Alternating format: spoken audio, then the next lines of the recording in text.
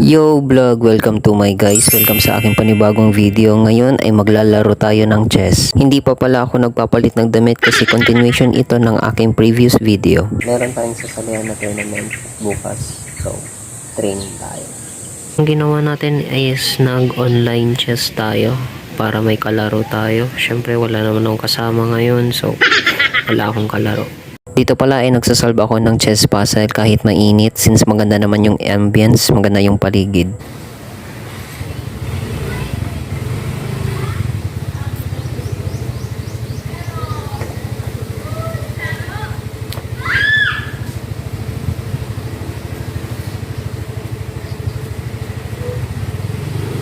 Isang game pa tayo. Online ulit yung kalaban natin. Tapos uwian na.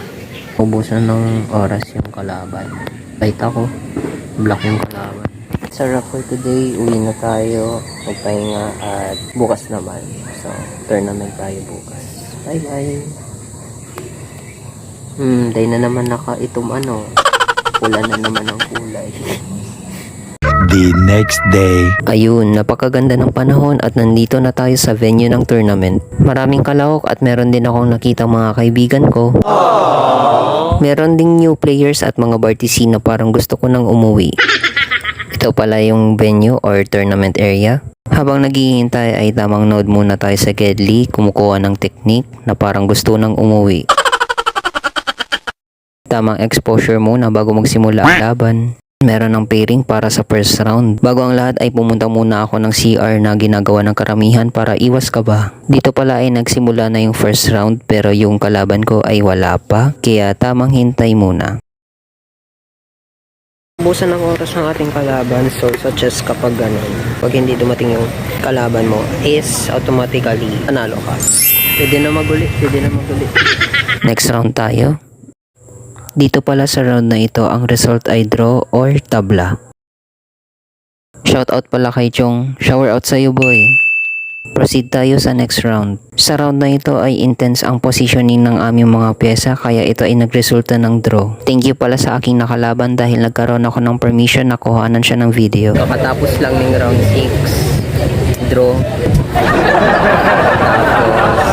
My mind is flowing. It's flowing.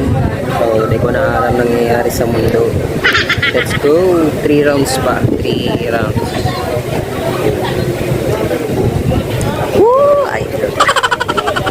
Sa round na ito ay wala yung kalaban ko. Panalo tayo by default. What if 10 seconds na lang tapos biglang dumating yung kalaban ko? Uy, Banggina! Last round! Banggina! Last round. Yung last round pala ay hindi ko na nakunan ng picture or video. But thankfully ay panalo. Kakauwi lang. Yan, time check muna tayo. 9:55. Ulo ng buko. Hagard ng maray. Grabe. Nag-start registration 9 AM. Tapos, kakauwi ko lang 9:56. So, sa 9 rounds, nakakuha tayo ng 4 points. Good experience. May nananalo, may natatalo. Saya na nakita mo ulit yung mga friends mo, mga kilala mo na kahit kalaban mo sila. Magkakampi naman kayo and bati naman kayo after ng games.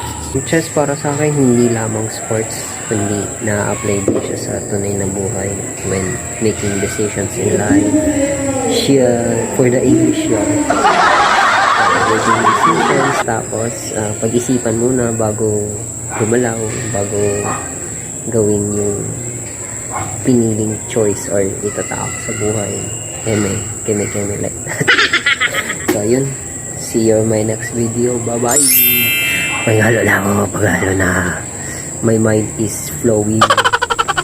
Bye-bye.